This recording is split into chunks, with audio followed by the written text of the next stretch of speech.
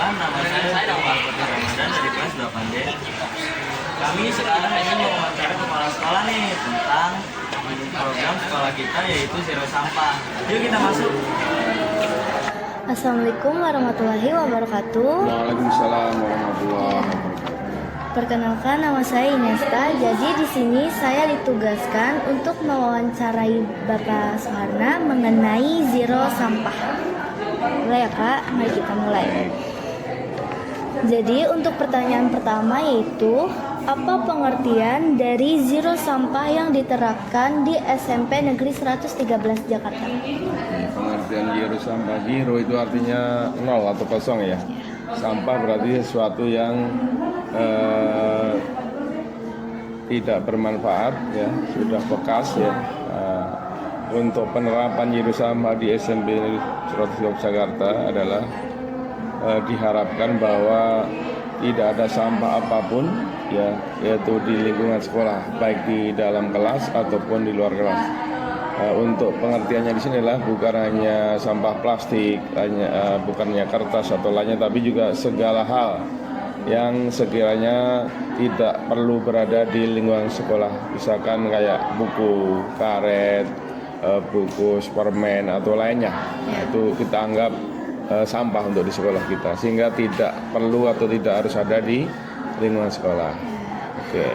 Lalu untuk selanjutnya pertanyaan kedua yaitu apa yang menjadi motivasi sekolah untuk program zero sampah ini?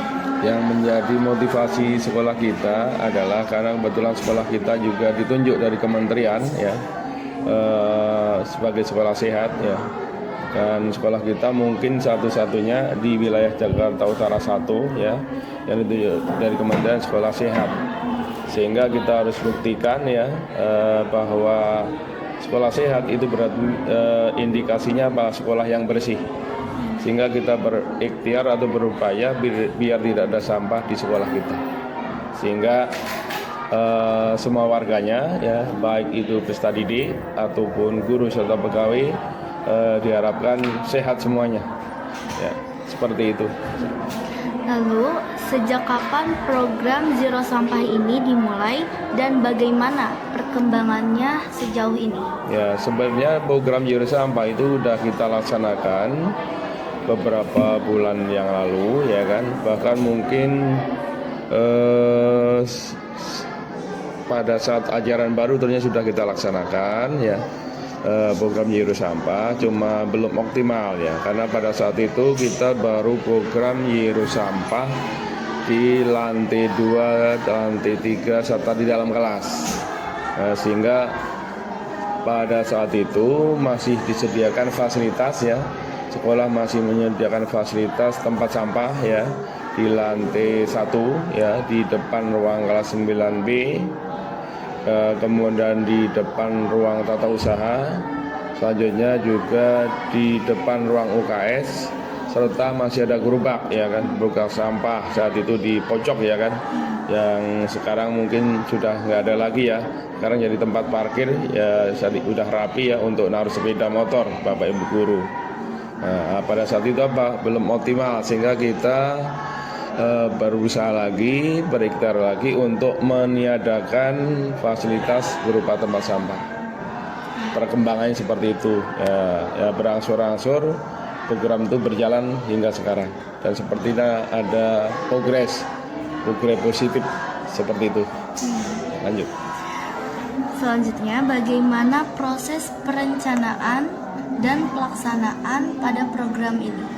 Untuk proses pelaksanaannya, pertama kita sekolah ya itu membuat tim berupa SK, jadi kepala sekolah membuat SK, ada tim zero sampah itu terdiri dari kepala sekolah penanggung jawab, kemudian wakil kepala sekolah, kemudian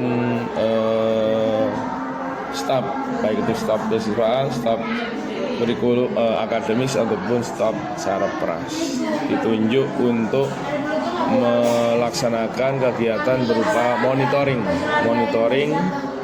setiap hari di lingkungan sekolah secara terjadwal begitu. Lalu bagaimana program Zero Sampah ini diintegrasikan ke dalam kegiatan sehari-hari di sekolah? Ya, itu diharapkan program Nyuruh Sampah ini diintegrasikan di program sehari-hari ya. Kita juga sampaikan ya selalu pada setiap momen ya kan, setiap momen kita sampaikan bahwa program Nyuruh Sampah ya kan, moto kita kan sampahku adalah tanggung jawabku. Itu kita sampaikan di setiap saat, di setiap momen, baik ketika di kegiatan pembiasaan ataupun ketika kegiatan KBM. Nah, di KBM juga kita tiap hari format untuk daftar ya, mendata semua peserta didik untuk memastikan apakah mereka ya teman-teman peserta didik itu membawa peralatan, pertama membawa tempat makan ya, kemudian yang kedua tempat minum atau tumbler, yang berikutnya kantong sampah. Untuk apa? Untuk memastikan bahwa semua peserta didik jika membawa sampah ya, berarti dia wajib membawa sampah kembali pulang ke rumah masing-masing, karena mereka sudah menyediakan tempat kantong seperti itu.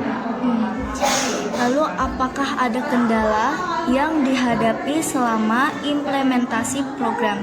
Jika ada, bagaimana cara mengatasinya? Ya, alhamdulillah ya, selama kegiatan berjalan ya program Nyuruh Sampah ini, ya namanya program ya pasti ada kendala.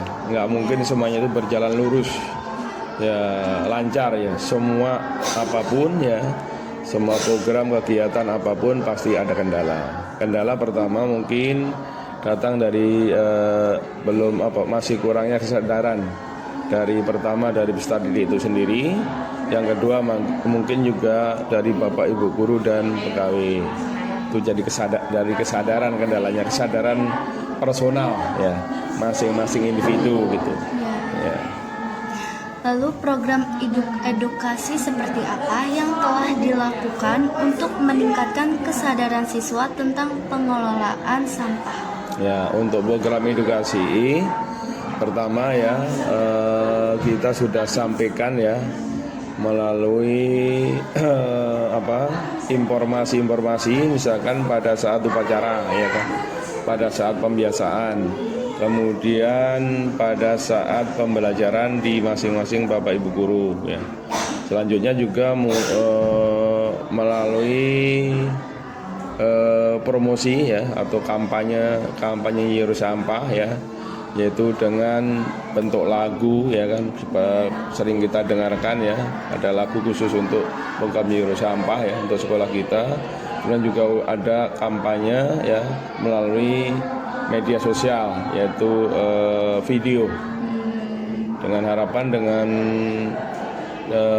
dikampanyekan program Nyuruh Sampah sehingga semua warga sekolah, khususnya warga 113, semuanya tersadarkan bahwa kita harus mensukseskan program Nyuruh Sampah ini, terutama di sekolah kita.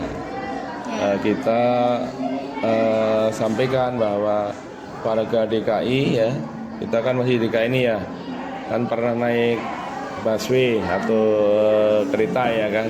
Kita lihat di busway, di kereta ada nggak sampah? Nggak ada. Jadi kita, kenapa tidak ada? Apakah orang naik busway, naik kereta tidak membawa sampah? Membawa. Cuma mereka ada kesadaran sampahnya nggak ditaruh di busway atau di kereta, tapi disimpan di tasnya. Nah, karena ini sudah menjadi kebiasaan, akhirnya Pak di kereta atau di busway bersih.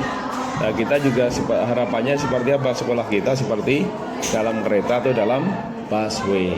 Jadi semua warga, anggap aja penumpangnya itu sadar bahwa sekolah bukan tempat sampah. Jadi ketika ada sampah ya wajib kita bawa pulang. Seperti itu harapan kita.